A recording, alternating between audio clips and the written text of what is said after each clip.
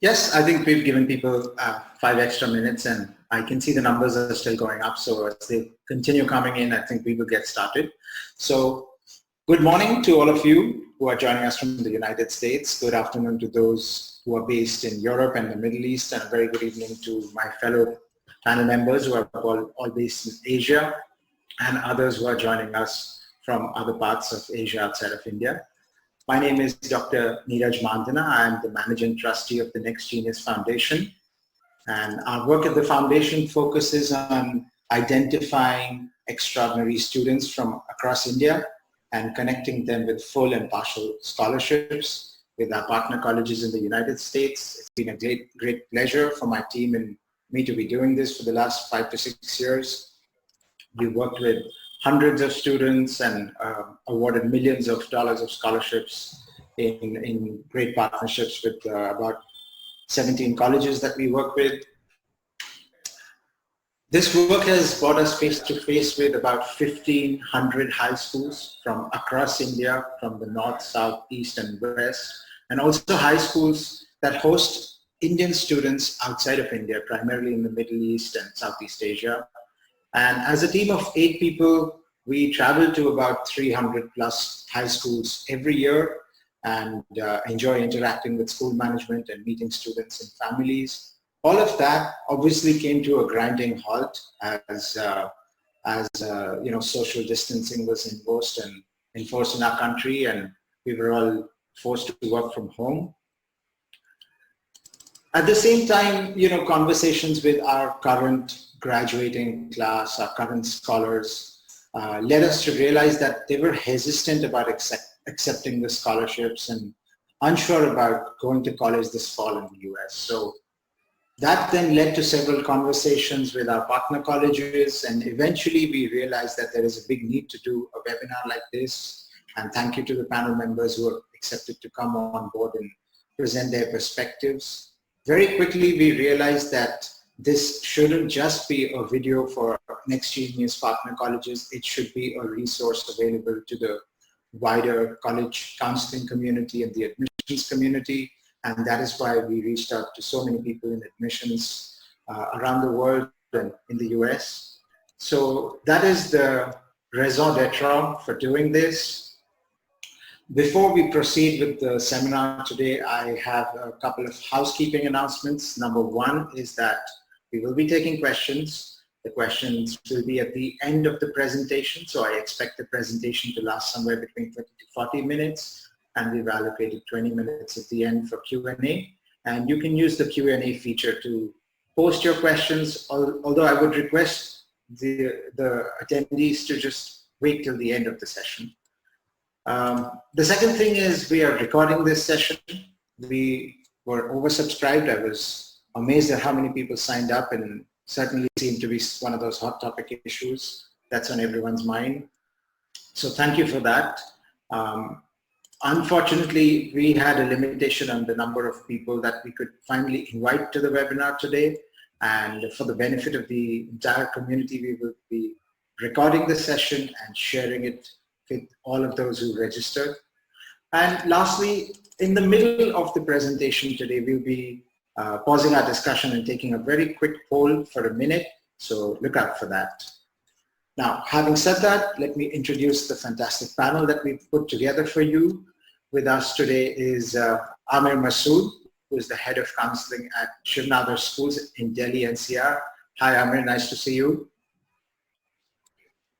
We have Abhinav Garg, Mr. Abhinav Garg, who is the founder of SATnPaper, not salt and pepper. And he runs a very interesting test prep outfit out of Delhi, but across the world. And definitely business is booming because of the model of his tutoring. It's completely online, and all of our students and parents are definitely interested in things which are online as we cannot go out. So great to have you, Mr. Garg. Hi, everyone. We have Swati Shrestha, who's the school counselor at Woodstock School, Missouri. Hi, Swati. Joining us from Delhi again is Shikha Vij, who's the school counselor at Step by Step School. Hi, Shikha. Hi. We have from Bangalore, we have Ganesh Kempaiah, who's the school counselor at the Canadian International School. Hi, Ganesh. And I think many of you know my associate Devish Laki, who is also co-moderating with me today. Thank you for everything, Devish. So having given that brief introduction and hopefully not bored too many of you to death, let me continue with the first question of the day. And my first question of the day is for Aamir. So Aamir, how are the spirits of your graduating class? You know, what are some of the big questions that are coming your way? Okay, so the graduating batch, the major concern being, of course, when will the session begin in college? And if it is delayed, will that affect their graduation date? And what happens to visas? Will they come on time? What happens to conditional offers? Because if CBSE might postpone results, so what happens to their conditional offers? And do the scholarships remain the same? And what about tuition? Does there colleges have any relaxation for tuition fees? So these are some of the main concerns of the graduating batch. Great. And are those being voiced by students, or are those being voiced by parents, or both together? I think both. Parents are more worried about the financial aspect, and the students, they're talking about the the graduation date and will the college start on time. So that's a major concern. Yeah, true. I'm hearing that as well. Great, thanks for that feedback. Over to Ganesh. Ganesh, my question to you is, what are some of the core concerns that people have right now about, making the transition to college? Aamir spoke about that a little bit. What are you hearing in Bangalore? I'm foreseeing the immediate situation that I'm seeing, and the questions coming around from students and families is embassy closures, visa appointment cancellations in future. These are causing anxiety among students. Whether universities are in touch with the visa offices and preparing for delays in processing visa applications. There is a lot of information already available on university websites. Most of them have a dedicated page to the situation already, but not very regional specific is what I'm seeing. But moving ahead, I'm thinking that there will be an increase in traffic for visa appointments. So is there, the students are asking, or other families are asking, is there any communication with happening between universities and embassies to allow for more flexibility towards student visas, requesting for more visa interview dates to be made available for students, or preference or priority over other visas for students especially. This is what I'm hearing as I have conversations with students and families. Yeah, I mean, transitioning from your home here in India to college abroad is never easy in the first place. And with, so much back and forth going on right now and uncertainty about when the embassies will open, I can imagine that parents are worried about, will they be able to get the visa on time? Every year I seem to have some students who are just getting their visas or running to the airport like absolutely last minute. So I really wonder what's going to happen now. Okay, thank you for that. The next question is for Shikha Vij. Shikha, what are some of the biggest challenges that you are experiencing right now? And what are some of the problems that you are facing? So what's happened is that there is a lot of word that a lot of wait lists are opening up suddenly, and there is, because of that, students are either waiting or withholding their deposits. They are scared to commit lest their wait list opens up. Second thing that is happening is that there are other end of the spectrum. There is a lot of double deposits happening. As a counselor, we feel it's unethical. We advise our kids, please stick to one college.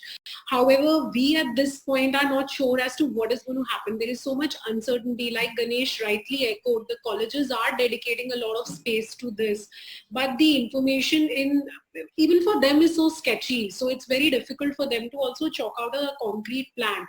As a result, there are a lot of double deposits happening. At least for my students, I'm not advising that you double deposit in the same country. I mean, be faithful to one university at least. But I've seen that a lot of double deposits are happening there, and kids are waiting for wait lists to open up.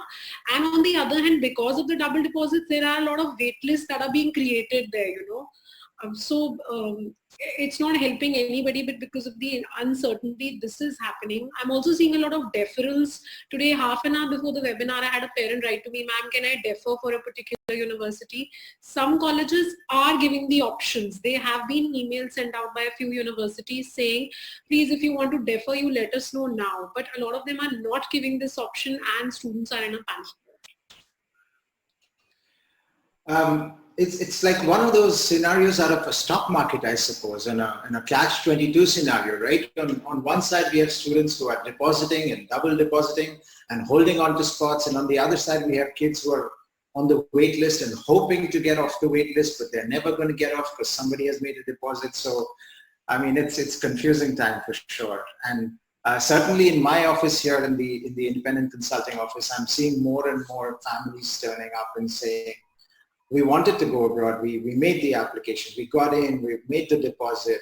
But should we be applying to India right now? You know, should we have that plan B, that backup? You know, just in case colleges don't start, or we defer and then join later. You know, that's an increasingly common conversation these days. Yeah, you're right. So, Payal, having referred to our independent practice, what are you seeing in Calcutta? A lot of reassurances. I think I'm spending more time talking to people and calming them down than actually doing any work. So yeah, that's what it is. So although the kids are really excited about acceptances, and it continued until the end of March, we've had great results. So that's been great. They are excited about a new life. They're excited about college, but they are very, very nervous. And they're nervous because they haven't looked at other options. They have thought about either going to the US or going to England or going to Singapore, wherever, but they haven't thought of staying back in India yet. So they're actually nervous about the fact that if college doesn't happen in the fall, what if? If it does happen, is it safe to go? If it isn't safe to go, will the classes begin online? If they begin online, how will they handle different time zones? If they can handle the different time zones, how will they adjust to a new method of learning? Because these kids are just not used to a foreign system. So they are worried, they are nervous. Parents are worried about safety. They're worried about a second wave of the pandemic, even if colleges go ahead and begin in the fall. They're worried about being able to afford an education. They're worried about the rupee weakening.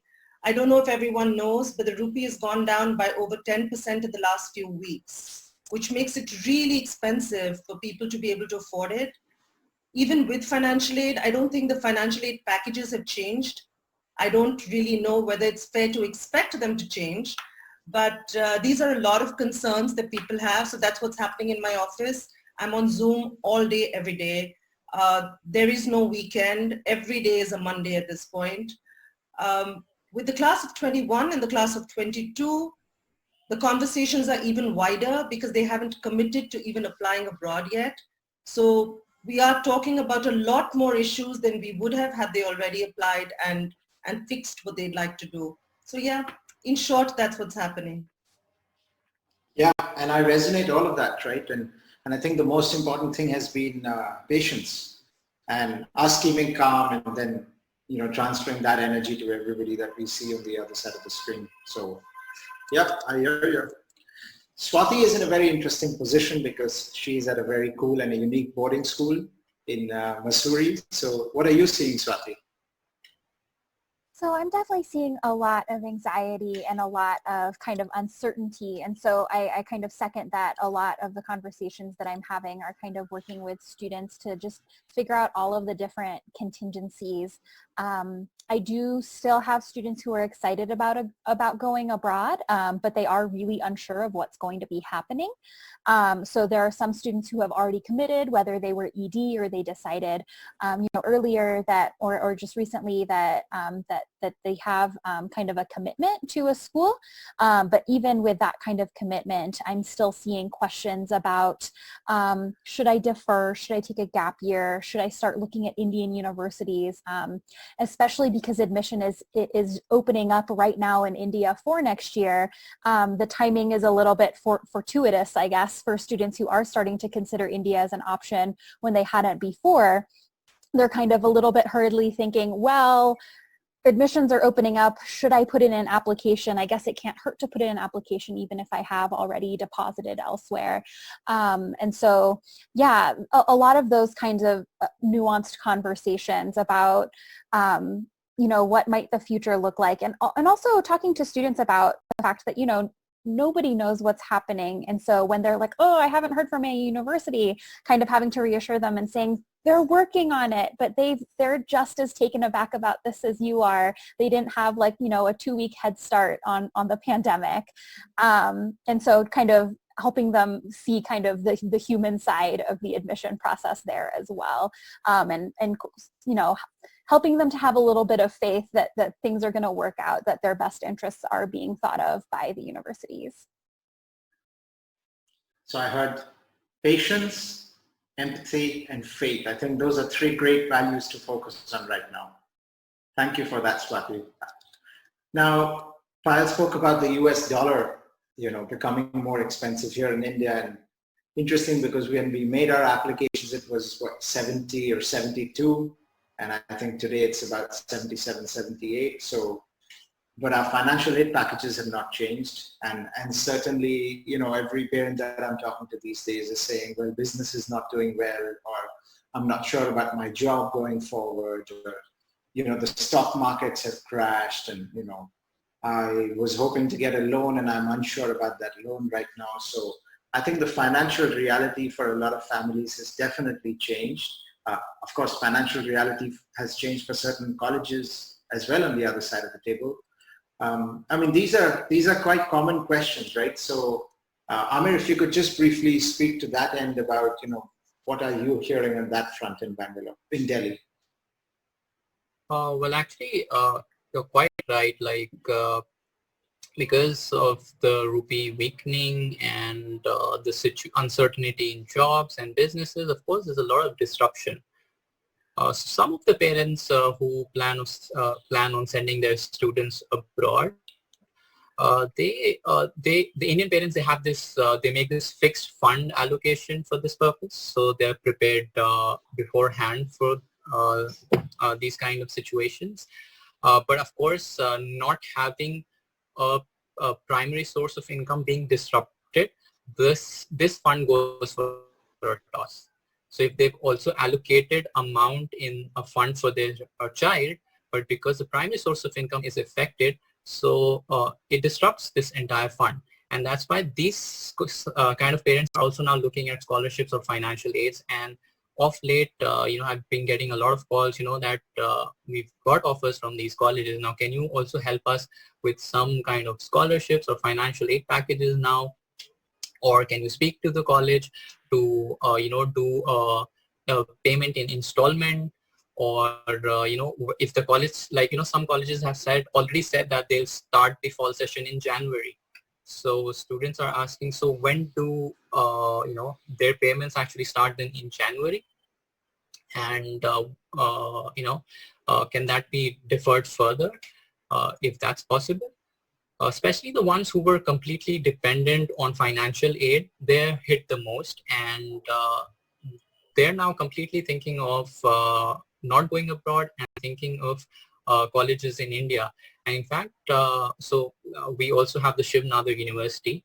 So I just got data from there, and that data says that a lot of students who were applying abroad are now applying to the university because of the situation.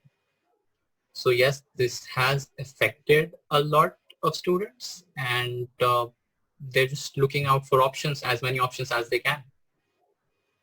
True. And that's a dangerous combination, for, people thinking about deferral and then not being able to pay. So that is, adding fuel to the fire of college admissions in 2020. So, I suppose we haven't spoken about the human cost of all of this and the emotional toll it's perhaps taking on parents. It's not easy to send your child away so far away when there is concern around health, safety, security.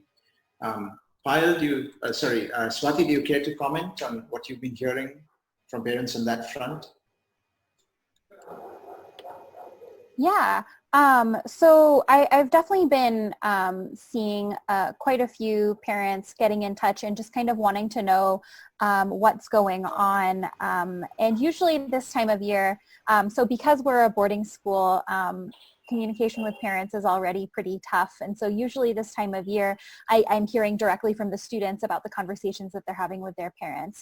But this year I'm definitely getting a lot more communication directly from parents, just kind of wanting to know what might be kind of the outcomes from the university side, to which, you know, I have to be like, I also don't know, but here are some possibilities, you know, and just kind of constantly directing parents to go directly to the university websites, to ask university admission offices if there's nothing on the website, which is rare at this point, but, you know, telling them to talk directly to the admission offices and really just kind of being that kind of funnel. I think parents are really worried about what might happen if the pandemic does last longer, or if it starts up again, if there's a second wave, of kind of how to take care of their children. I think they're seeing, you know, other parents who currently have children in college and just kind of being really kind of anxious about being cut off from their kids if global travel is in some way disrupted again. And I think that's, you know, particularly nerve-wracking. So those are kind of some of the issues that I'm seeing. True. And isn't this like probably the busiest times of our lives? Because I have certainly never spoken in the same breath with my students at college and my high school juniors and freshmen and sophomores. So, and I think that those conversations are also happening in the families. You know, the graduating class for this year, they're definitely in conversation with students, their seniors who have gone to college and those who have stayed back in the US or come back to India, you know, and I think the parents are connecting with other parents. So apart from reaching to us as counselors, to colleges, I think parents are reaching out to other parents as well and trying to get a sense for, you know, was there a case on that campus and what happened and how did the college handle it, you know. So thank you so much for all of these insights. I hope they're useful for our audience. We've been speaking about our graduating class size. It's time to take a very short break and do a brief poll. I would appreciate if everybody voted. I'm going to leave the poll open for a minute.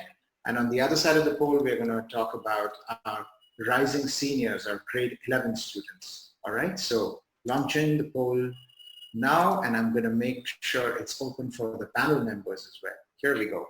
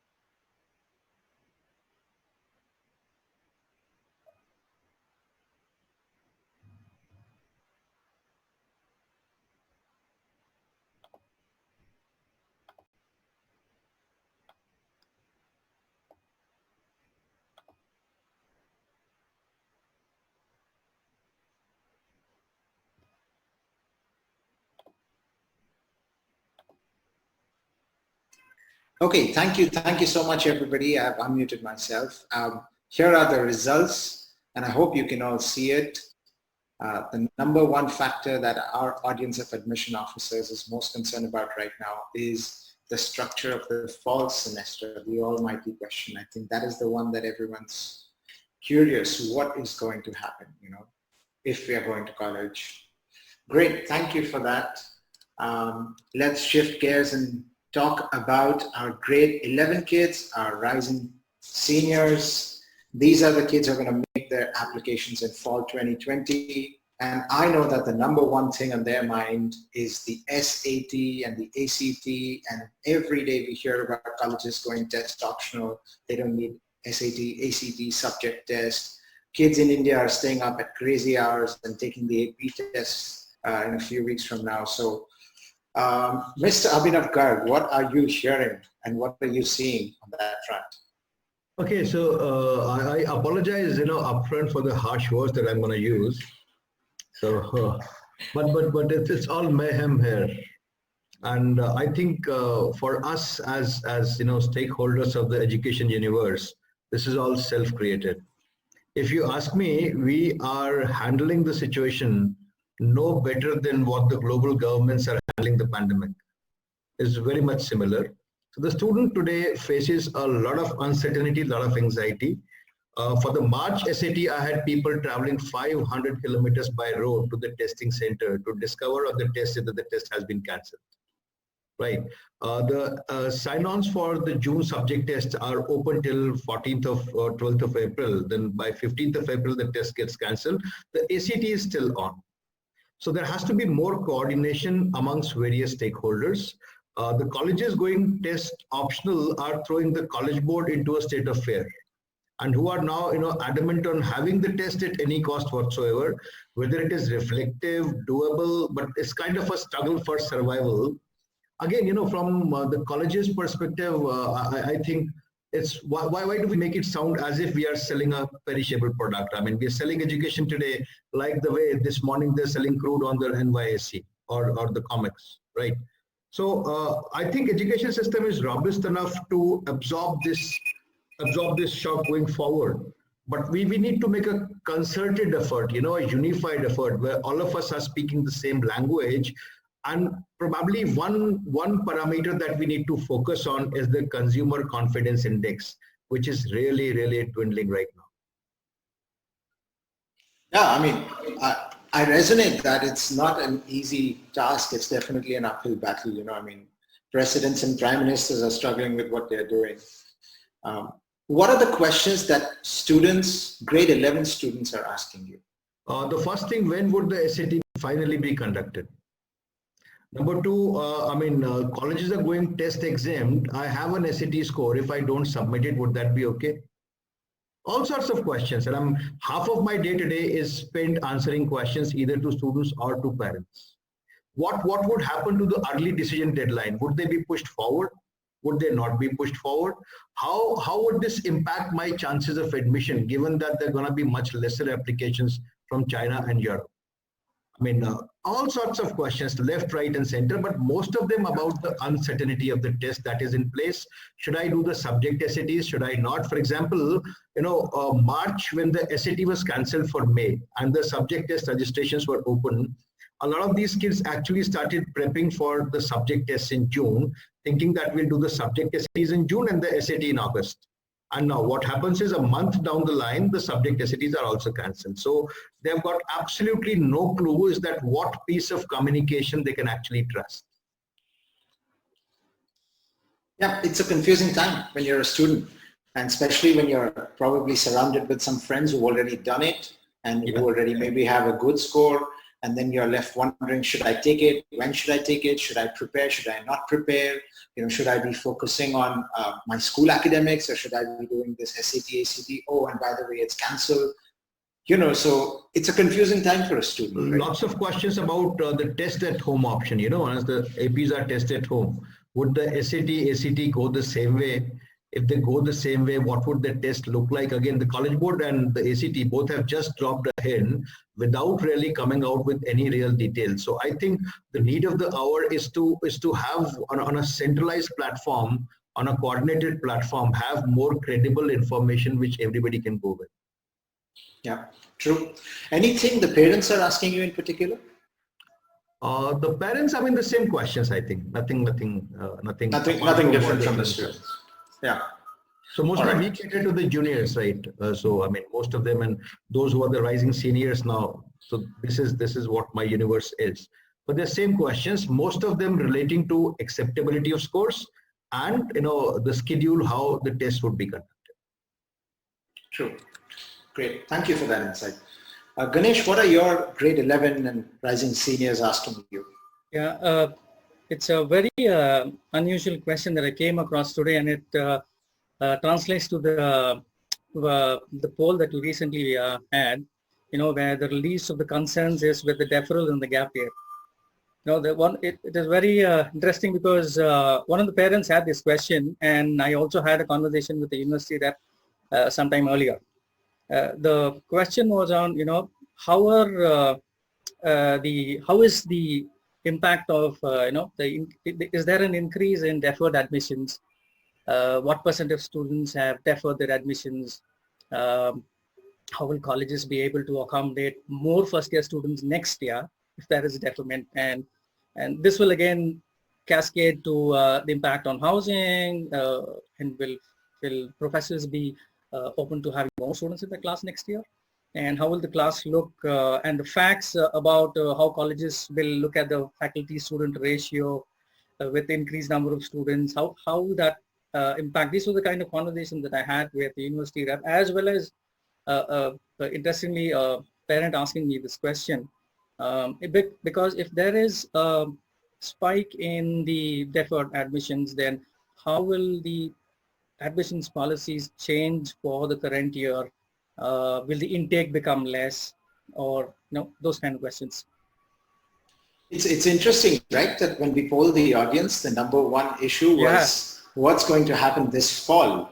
And if we were to poll school counselors today, the number one issue probably would be these kids are going to take a gap year or a gap semester, or they are going to look at local options here in India. So, I think that really highlights the need for such a webinar today.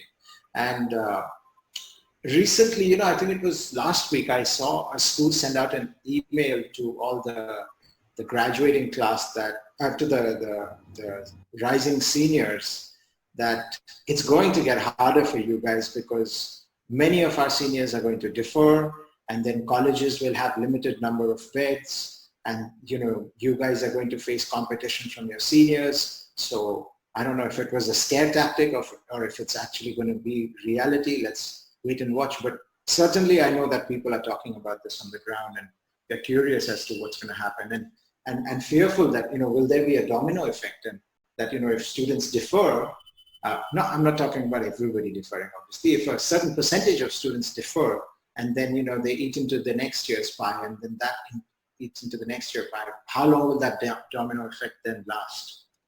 So that's we need to think about this one. So Shikha, what are your grade 11 kids asking you in Delhi? So affordability is a big challenge. I have parents who are really worried about whether the scholarships and the financial aid packages are going to dry up for them next year.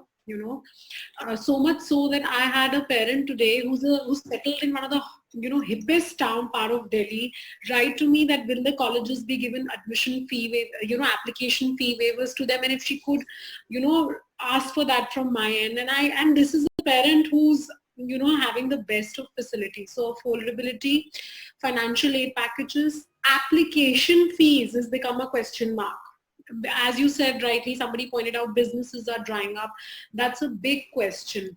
I have a parent who sent a kid to US, and in the middle of everything, she called me whether he should be called back, and there was no food. The kid messaged me separately, and I said, of course, call him back. And she has a rising senior here, who's just going to be on the verge of going to college, and she was looking at a financial aid packet for the younger one. She's at such a crossroad where she doesn't know how it will pan out. Paying for online classes the same amount of tuition that she would be when the person was there at the campus, is not justifiable to a lot of parents. It's difficult. So increasingly, I think, the costs become a major factor. True. Payal, anything interesting with grade 11 kids? You talked about scare tactics. I don't think anyone needs any more scaring. I think everyone is so worried. Everyone is looking towards someone else to tell them what the future holds. And I said, no crystal balls. We don't know where our crystal balls are right now. No one knows the future. And I'm actually telling the children to calm down and to do the best that they can, to work on what is possible. They're all worried about at this point, because Indian kids are used to numbers. They're used to standardized metrics. The minute they hear it's going to go test optional, they don't know how they're going to come through.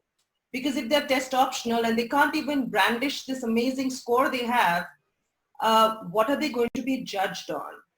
Is someone going to look at their extracurricular activities, which they can't do because they're all in lockdown? Or are they going to have to do some path-breaking research? How will the teachers write their recommendations? Because I'm working with a lot of children who go to school where they don't really have full-time counselors, and the teachers are not used to writing recommendations or explaining circumstances or talking about how grades are deflated.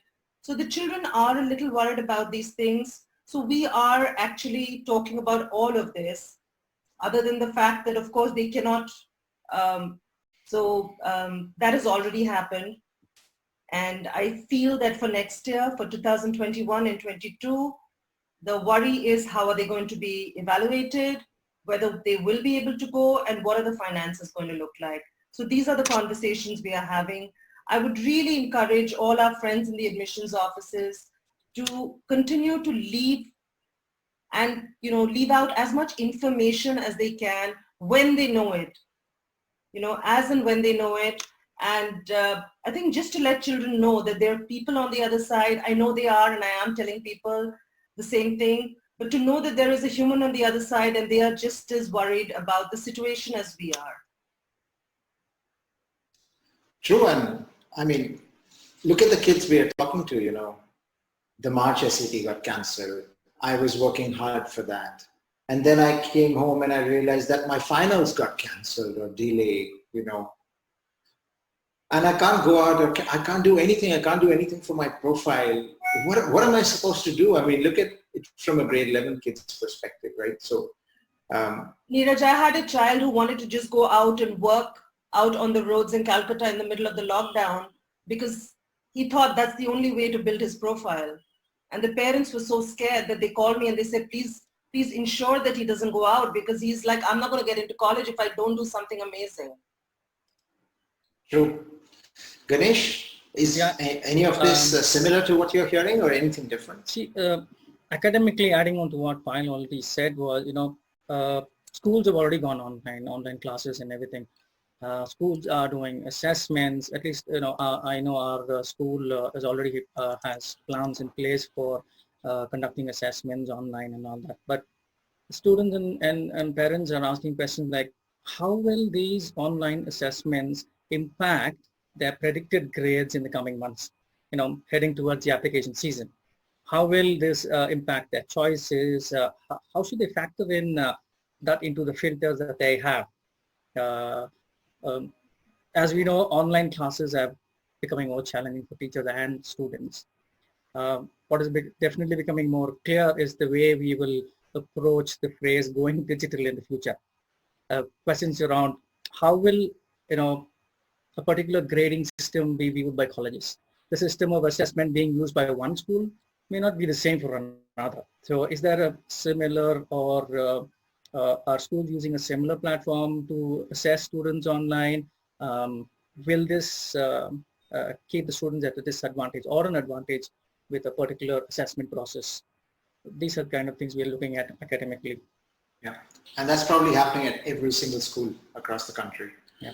So, yeah, thank you for that. So, I wanted to shift gears a little bit here. We've been talking about challenges that are being faced by our students, our parents, and how all of us are putting up a brave front and trying to do our best. We are struggling with it as well. I mean, when I was listening to Ganesh right now, I was thinking, oh my God, how do we answer questions about, UK applications and medical school entrance exams and all of that stuff? I mean, it's going to get harder this fall. So, what is something that you are struggling with in particular as a counselor, Ganesh? You know what, this is the time when the counseling part of college counseling takes center stage. This is the time when both graduating seniors and rising seniors are looking towards college. The graduating seniors are looking forward to start the classes in September, and the juniors are looking at applying to colleges in September. And this is the time when the planning starts. So it's like, for us, it's like a double barrel approach, being able to fire both sides of questions. For me right now, the key challenge areas I would say is around the visas and the application process for the next year. Our college is rethinking application deadlines, especially for early applicants. October, November is very close. The bigger question is, what to tell students and what to tell them. As Jim, the past president of NACAC, said in one of his blogs, it's hard to be a trail guide when you don't know where the trail leads. True. We're all trying to do our best, I think, on that front. So, Swati, what are you struggling with? You're in a very unique position compared to some of us because you're at a boarding school and you're having to coordinate with so many different people. What are some of the things which are troubling you? Yeah, it's a really strange time to be at a boarding school. What does it mean to be a boarding school when none of your students are in dorms? I know something that that I've been struggling with is just having students in a lot of different time zones, and I think it's kind of a look into what college might look like in the fall if we move to online learning. I just know that dealing with all of these time zones, I have students in time zones, if you look at a map, ranging from the UK on one end to the US in the other, and everything in between. And so how do I make sure that students are getting kind of the counseling that they deserve? I'm also really struggling to answer questions about English language proficiency exams. I know we've talked a lot about the SAT.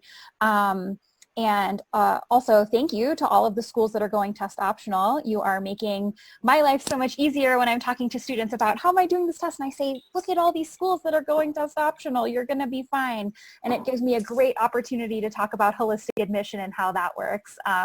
So I've been really happy about that as a product of a liberal arts college. But when it comes to English language proficiency, IELTS and TOEFL just kind of release these in-home exams with kind of the caveat of like, we don't know if universities will take this. We don't know if embassies will take this, to which I say, like, then why are you even releasing them? How is this useful in any way? Also, shout out to all of the schools that take Duolingo English test. Thank you, because that does give me an option to kind of say to students, look, there are these schools that take this online exam. They've been taking it for a while, and it's a really easy option for you. You can take it at home. It's meant to be taken at home. It's not something that was cobbled together to be taken at home. But that's definitely a question. I have students right now, my senior class, I guess, they're choosing to go to the US instead of the UK because they're like, I don't know when I can take the IELTS UK VI. I don't want to take it. I guess I'll go to the US. And I'm like, oh, that's a strange thing to base your decision on, but also kind of makes sense in this context. And students really kind of concerned about kind of different cultural expectations. We have a lot of students who are from different parts of Asia for whom kind of I think there's a lot that goes into the college application process, just in terms of prestige, and they're really struggling, I think, right now with kind of that part of the process as well. So yeah, those are kind of a lot of the different things that I'm seeing, but definitely it's a lot to manage when you're working with students who are from all over the world, and they are all over the world right now instead of in one place. Yeah, thank you. Personally, I was going to leave with my wife is forcing me to clean the house, but that's as well. So shifting gears and talking about maybe what some of the troubles are for our institutions, what are schools struggling with? If I could ask Shikha and Aamir to quickly respond to how they're managing, what are some of the things that your institutions are struggling with? Online. Everybody is struggling with online. It is difficult to connect with the kids to understand what they are actually thinking. A class is made up of, the connect between a counselor or a teacher and a student in person. That's what makes it vibrant and everything. So I'm expecting that the kids are going to have a tough time with the fall being online for a lot of colleges, and that's a genuine concern. Because it is difficult. How do I showcase my student to a university officer when they're there? There are a lot of virtual tours happening. Kids are not getting a sense of the university there. So, the mode is not working at all sometimes. With some kids especially, the introverts especially tend to miss out, I feel. So that's a major concern. We are struggling as a school on what to advise on testing. A lot of what Swati said. to go test optionals. I have a number of rising seniors who are above the 1500 benchmark in SAT, and they are worried what is going to happen to their testing scores if schools are not going to look at them. So on one hand, I have those kids, and on the other hand, I'm just feeling as elated as what Swati said, that, oh, it's not required for so many schools. So there is uncertainty. There is no one piece of solid advice that I'm able to give to my students.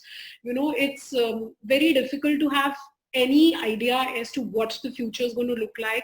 So the kids, the uncertainty is really, really driving everything. And that's pretty much it.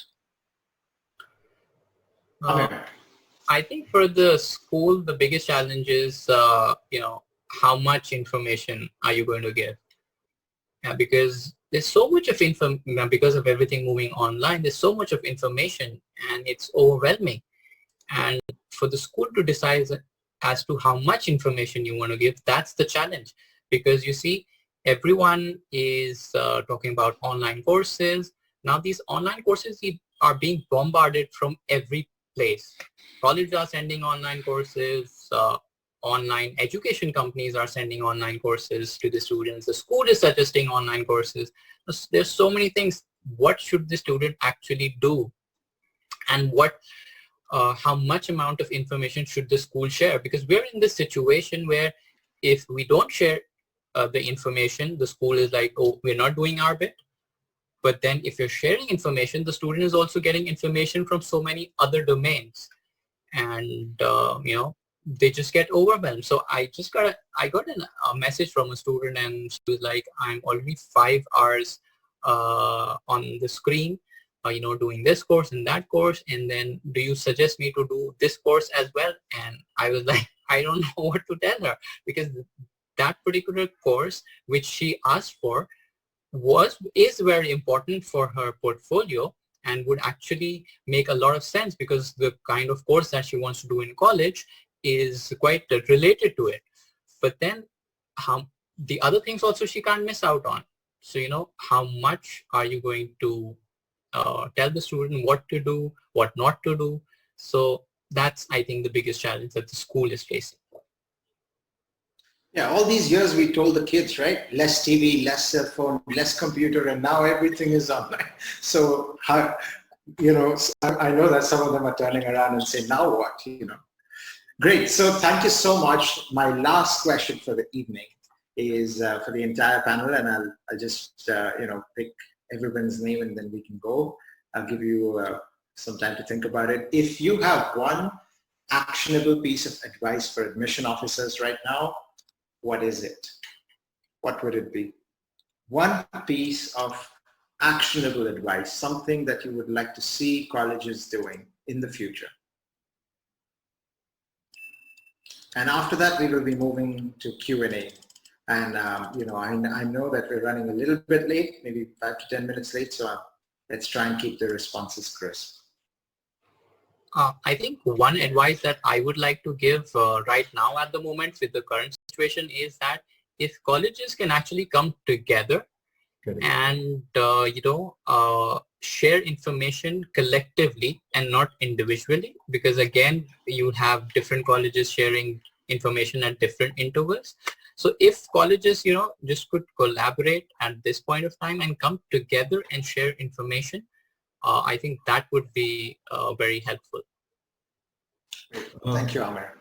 Abhinav, sir. Sharing information, that is not going to change with every passing day. It'll be a very good idea, if the colleges could get together and create an independent body, which represents in general in the colleges in the US, which is one representative body, and which talks about the way forward, that this is how the next 7 or 8 months are going to be spent for all of us, which would give the students a lot of reassurance. Can we have one policy on testing? Till what time can they take the tests? Till what time the test scores would be accepted? What all colleges are optional, not optional? We will have to clear the confusion from the students' mind. That is going to probably preserve the brand education, I think, as of now. Payal? I completely agree with this. If there is an agreement between colleges and there's a common policy, it would help.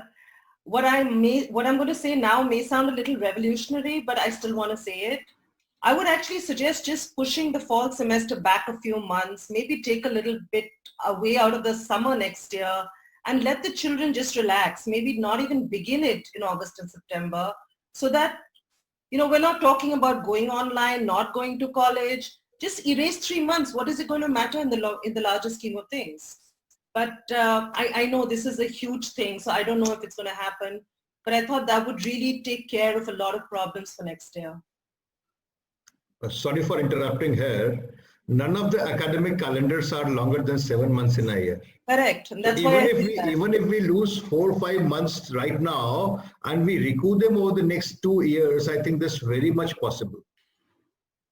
My daughter goes to college in the US. She says, if I'm not going to college, I'm not going to pay 70 grand for doing classes online. I can do them on edX and Coursera free of cost. Yes, I know, but as we all know, accountants run the world, So Shikha, what about you? I think one thing that you really need to review for the graduating class is wait lists. I know you're in as uncertainty as we are. There is no prediction here. Every day is a new day. But if you just have a standard policy on a wait list, and maybe for the rising seniors, review the application fee, that would really help. That would encourage a lot of students to apply as well. And last but not the least, Swati. I think my actionable item is for the current grade 11s, the rising seniors. Go test optional, go test blind, cut out that anxiety, tell students that you aren't going to consider SAT scores and that, explain exactly what you are going to use to evaluate their applications. But, don't ask students to take tests that aren't being offered. Give students as many clear options as possible to prove their English proficiency, not just the IELTS or the TOEFL, but other ways that they can prove English proficiency, whether it's their internal school grades or something else, but kind of really laying that out for students of how they can show these things that you're looking for. But just be really aware of kind of the context that our students are coming from, where a lot of their exams are being canceled, and they're really worried about those repercussions. If you could kind of reassure them, we'll use other things, that would be amazing. So we need a 21st century New Deal, right? We need a new template for how we're going to do holistic admissions. Thank you so much. I want to take my hat off to every single person on this panel. It's been great having you here. I hope our attendees have enjoyed listening to you. I have certainly learned a thing or two this evening. I now want to open up the floor for any questions, so I can see them coming in.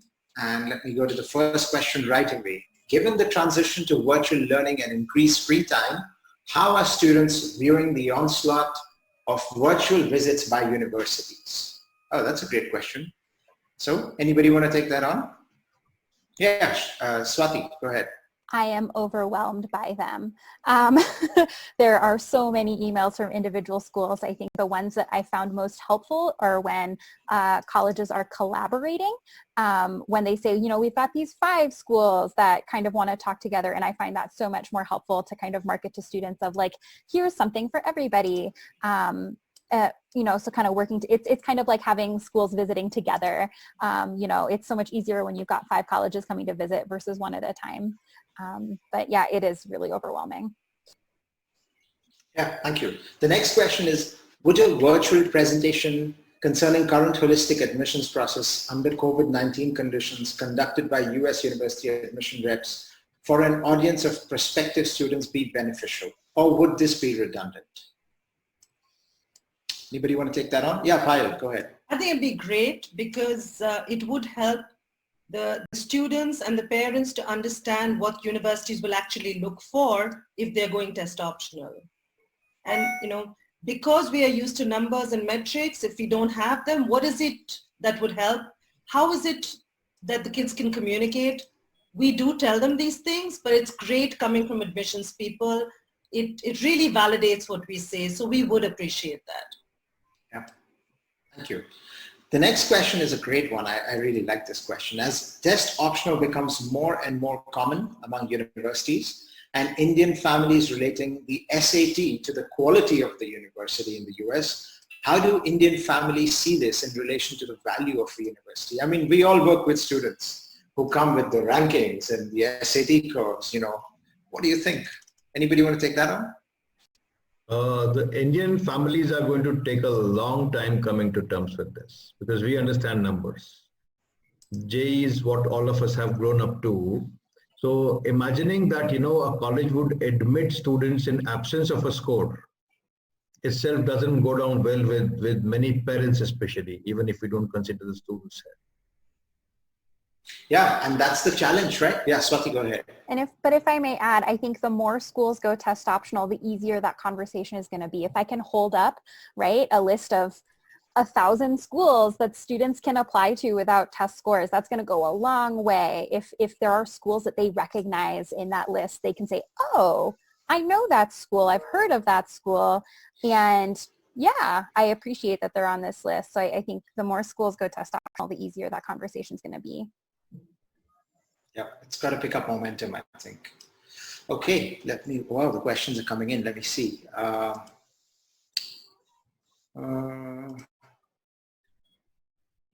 Okay, by proactively sharing that we would allow automatic deferrals to spring 2021, would that likely prompt more deferrals than would have otherwise been requested, Good question, right? Should we be proactive about it or let it just happen quietly? And what impact would that have? Quietly. Quietly. Yeah. Aamir, quietly? Yeah, I would agree that it should happen quietly because if given the option, I think more students would go for that option, and that would actually, the thing you were talking about, the domino effect, Yeah. that would come into place. I think it's better to go quietly. That's my opinion. Mm-hmm. Ganesh? It's about going back to that safety concern that, we had the conversation about earlier. So given the option, parents will always want to take the safety option and say, okay, let's wait it out for another year and see what happens next. So giving them the option, I think there will be a spike in. Yeah, Swati, go ahead. I might be the only one to disagree, but I actually think I have a lot of students who are really driven. And if given the option, like if starting in fall is an option, they want to start in the fall. But I think giving the option of spring deferrals, I think would ease a lot of concerns, knowing that they could do that, even if they wouldn't. I think they would feel taken care of in communication and messaging, even if they didn't take advantage of it. I echo what Swati is saying. I would prefer that the colleges let us know in advance if deference is possible. See, students are as it is writing their emails. And in this day and age, can you really go quiet? Especially with the student community, with WhatsApp and social media. One parent does it, 10 parents find out. Coming straight from the college, I think it's a better idea. At least the communication is clear. There is honesty there. Great. Thank you. So another question that has come in is regarding possible visa delays. Do students seem more open to deferring a semester or a year in order to attend the school abroad of their choice? Or do they seem to prioritize starting on time at an institution in India? So may I take that? Yeah, go ahead, Shikha. So I have an equal number of students. There is this, like what Swati said, I have some very aggressive, ambitious students who are raring to go. I have WhatsApp messages asking me, ma'am, why is it online? I'm ready to go. I'm ready to leave the nest.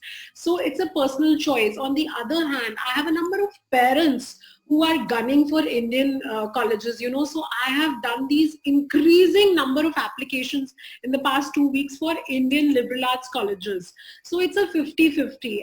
They are applying definitely to India also, but it's a call that they haven't really taken. Literally, it's like that. It depends on a lot of factors like, do I have family there? What is going to happen? Is it online? Will deferral make more sense? Increasingly, a factor that I never thought was very important is there some family there, wherever I'm going to. That has suddenly become such an important factor. So it's a 50-50. Definitely the amount of applications to India has increased. Swati, did you want to come in? I just super agree with everything Shika just said. Okay, great. Super. I think in the interest of time, we should take the last question here, and then I think we should close. It's 7:35 here in India. So the question is, do you see students submitting multiple deposits at institutions within the US, or is it mostly depositing at institutions across different countries? Payal, yeah? I think they're depositing in different countries. It is up to us to encourage them to not double deposit. It is unethical, and usually if one college is going to allow them to do something, the other one will as well. So there is no reason for them to double deposit in the US, but there are concerns about visa issues and safety issues, and that is why if a family wants to look at two countries, I can't stop them. Anybody have any other comments on that front? Is it multiple deposits in the US or deposits across countries? I mostly see deposits across countries. If I even get wind of a student trying to double deposit in the US, I just flat out tell them I'm not going to send their transcript to more than one school. So we try really hard to make sure that students know that double depositing in the same country is not okay. Not okay, yeah. Ganesh, you had something to say? Same thing what Swati was saying just now. So as a school, we don't allow for double deposits. That's definitely not in the thing. But we cannot, we don't have control over them depositing at other countries. Mm-hmm. But we do get to know, then the student is in big trouble. Yeah. Aamir, you had something you wanted to add? I would say the same thing. I think the schools, all the schools follow the same practice where they don't allow students to double deposit because it's unethical.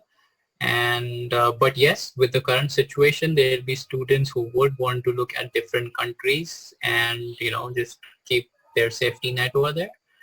But again, because when they made their earlier choice of colleges, they're very sure that this is my dream country, and if they've got an admission there, I think that's where they want to go. So yes, there will be some odd students who would double deposit in some different countries. Mm-hmm. Great. Thank you so much, everybody. This has been a very sort of Arnab Goswami-esque moment for me. My Indian friends would get that. These are troubled times, and the realities keep changing every week.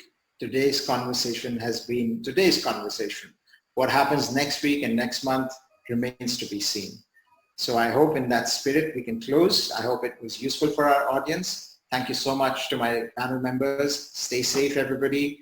Maintain distance and keep in touch virtually. All right? See you. Thank you, everybody. Bye. Thank you, everyone. Thank you.